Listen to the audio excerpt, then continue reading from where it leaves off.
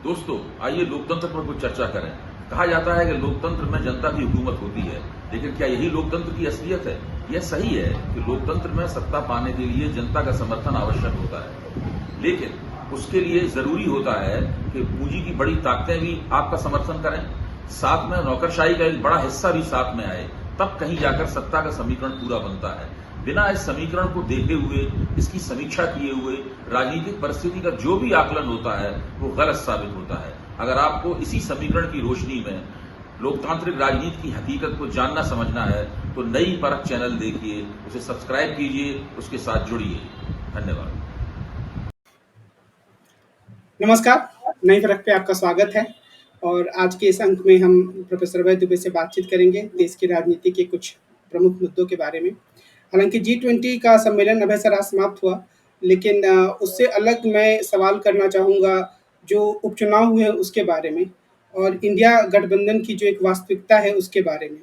कि वैसे तो उन लोगों ने बहुत बड़ा गठबंधन बना लिया है, लेकिन क्या सच में वो गठबंधन की तरह लगता है? हालांकि घोसी में कांग्रेस ने समर्थन दिया समाजवादी पार्टी को, लेकिन चाहे पश्चिम बंगाल हो, चाहे केरल हो, चाहे त्रिपुरा हो, वो लोग आमने-सामने लड़े। त्रिपुरा में कम से कम तृणमूल कांग्रेस ने भी अपना उम्मीदवार खड़ा किया, इस तरीके की चीज़ें हुई। तो क्या आपको लगता है कि इंडिया गठबंधन वास्तविक अर्थों में धरातल पर उतर पा रहा है?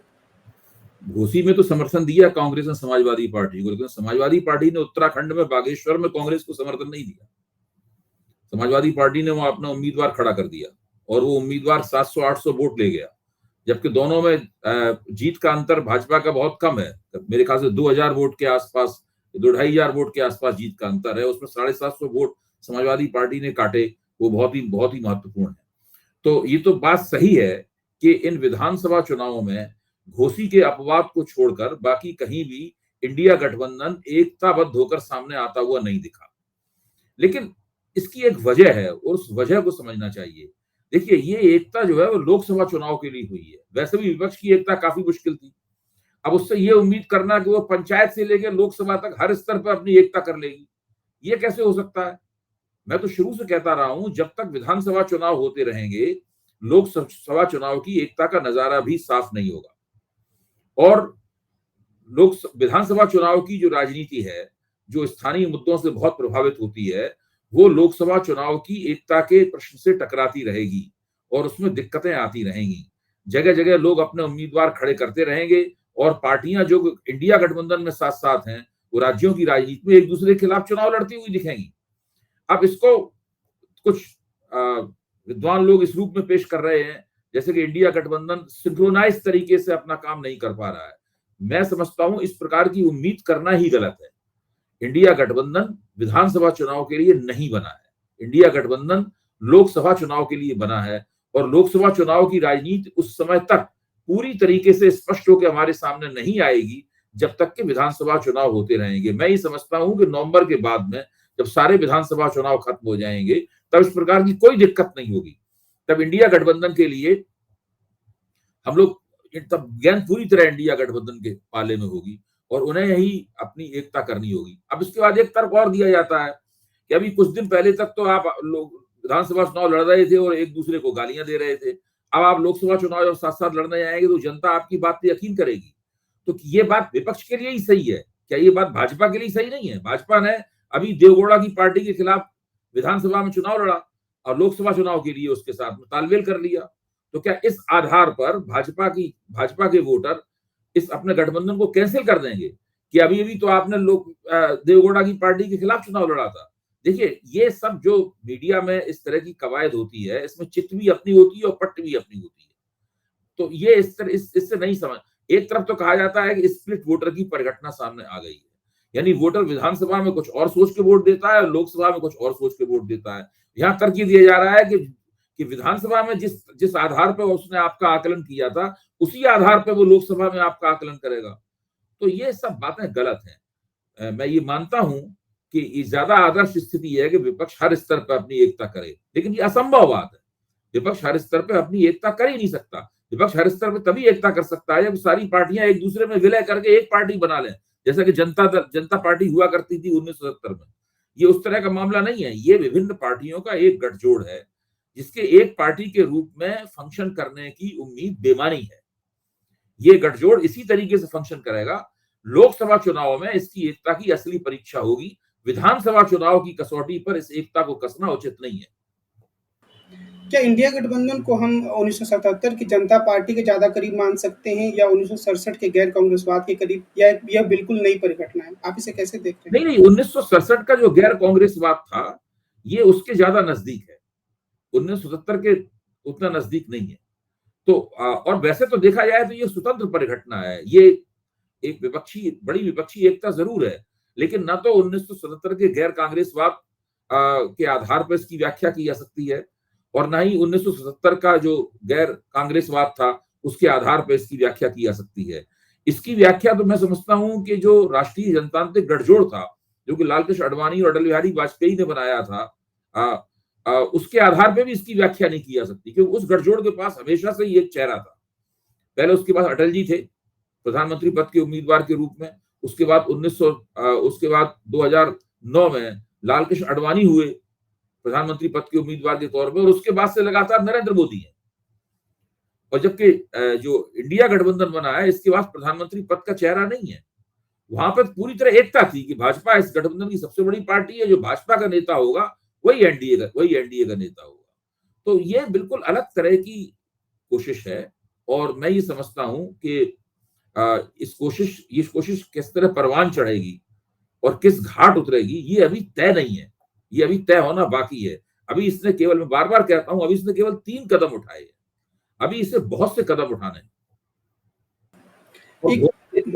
चुनाव में तो एक संयोग है कि वहां पर इंडिया गठबंधन की एकता होती हुई दिखी।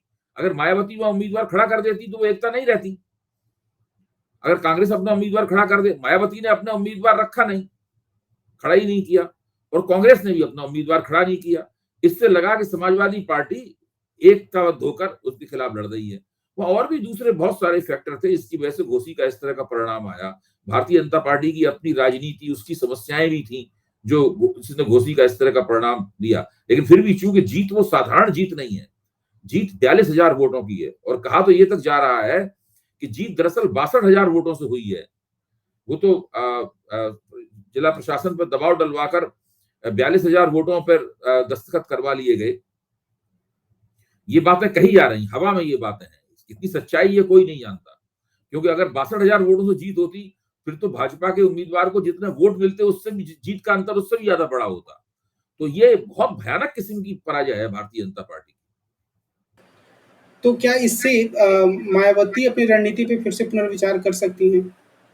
इस प्रकार की संभावना है। वो करेंगी कि विचार नहीं करेंगी, कौन कह सकता है, लेकिन इस प्रकार की संभावना है कि अगर उन्हें लगा देखने में कि कांग्रेस ने छत्तीसगढ़, राजस्थान और मध्य प्रदेश के चुनावों को अच्छे तरीके से जीत लिया है, जहां भी वो एकता बद्दों के लड़ते हैं वहां उनकी पार्टी भाजपा को करारी टक्कर देती है, तो उन्हें इस बात का यकीन होगा कि भाई लोकसभा चुनाव में भाजपा को एक मजबूत चुनौती दी जा सकती है।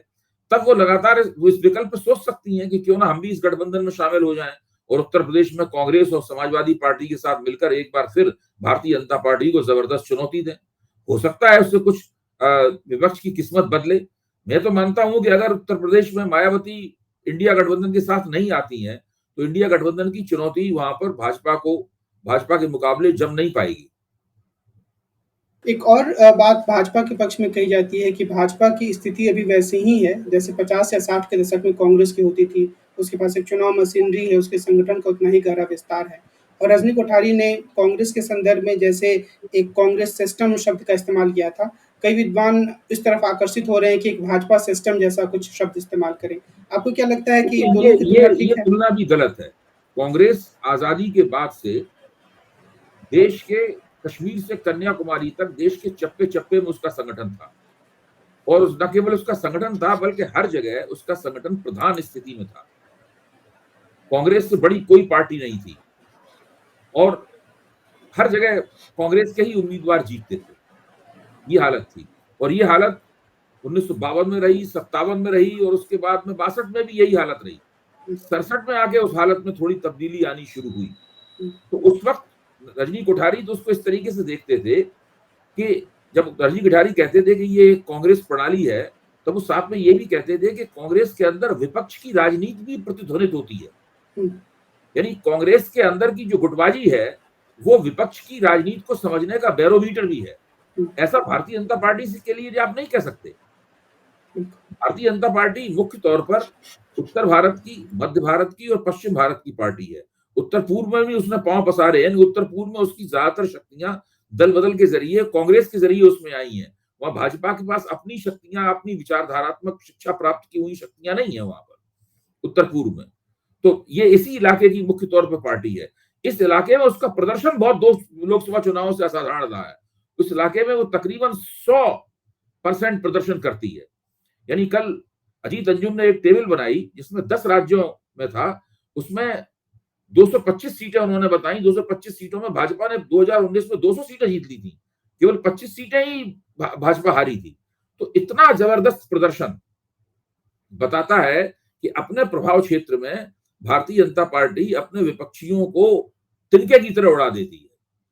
और इस तरह का प्रदर्शन, इसी से मिलता जुलता प्रदर्शन 2014 में किया था, 2019 में उससे भी ज्यादा प्रदर्शन उसने बेहतर किया। तो अब प्रश्न ये उठता है कि क्या भाजपा इसी तरह का प्रदर्शन 2024 में भी दोहराएगी इन राज्यों में? ये देखने की बात है। क्या राजनीतिक परिस्थिति ठीक ठीक वही है जो 2019 में थी, या राजनीतिक परिस्थिति में कोई अंतर आया है? अगर राजनीतिक परिस्थिति वही है तो बस चर्चा करने का लाभ ही क्या है? जाहिर है राजनीतिक परिस्थिति में अंतर आया है।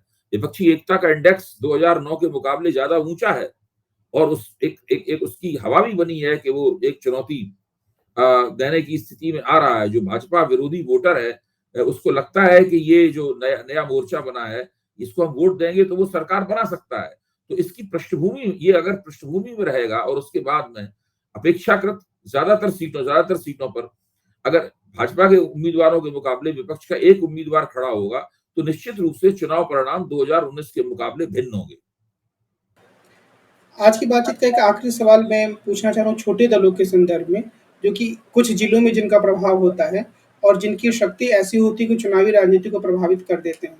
तो क्या इस तरह के दलों को आकर्षित करना किसी भी गठबंधन के ज़्यादा फायदेमंद है आज के दौर में, और इनकी राजनीति को विचारधारात्मक रूप से सुदृढ़ मान सकते हैं? देखिए, ये तो हमेशा ये रहते हैं। भारत की जो चुनाव प्रणाली है और दलीय प्रणाली है, वो अति बहुदलीय है। इसमें बहुत छोटे-छोटे दल बहुत से हैं, और वो स्थानीय स्तर पर वोटों को अपनी तरफ आकर्षित भी करते हैं। इसलिए ज्यादातर मोर्चे और पार्टियां चाहती हैं कि भाई ये वोट कटवा ना बने और हमारे साथ जुड़ जाएं। तो अगर 200 वोटों का फायदा होगा, 2000 वोटों का फायदा होगा, 4000 वोटों का फायदा होगा, तो वो फायदा ही होगा और ये नुकसान नहीं करेंगे।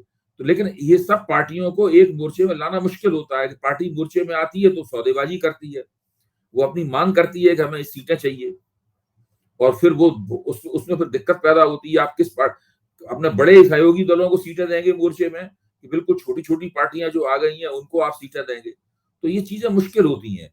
तो उसके लिए जरूरी सत्ताधारी दल जो है वो ज्यादा इस तरह के गठजोड़ कर पाता है, क्योंकि उसके पास सीटें देने के अलावा भी बहुत से ऐसे मौके होते हैं जिनका फायदा उठाकर वो छोटे छोटे दलों को संतुष्ट कर सकता है। अगर किसी प्रदेश में किसी पार्टी की सरकार है और बहुत छोटे छोटे दलों के साथ उसको मेलजोल बढ़ाना है, तो वो उसके उसके किसी नेता को सीट देने की बजाय किसी कारपोरेशन का अध्यक्ष बना सकता है, कोई और फायदे की जगह पे बैठा सकता है, जिससे किसी उसके रिश्तेदार को इस तरह की प्रमुखता मिल सकती है, कहीं कोई नौकरी दिलवा सकता है, तो उसके जरिए उसको अपनी ओर आकृष्ट कर सकता है। तो इस तरह का मौका सत्ताधारी दलों को होता है। जो लोग सत्ता में नहीं है उनके लिए मुश्किल होती है इस तरह की पार्टियों को अपने साथ जोड़ना। और अंत में मेरे दिमाग में भी एक रोचक बात आई कि भारतीय जनता पार्टी ने इस तरह के दलों को कभी नहीं तोड़ा या अपने मिलाया नहीं, बड़े दलों को उसने ज़रूर तोड़ा है। अपना दल अपने अस्तित्व पे कायम है और इस तरह की चीज़ें हैं।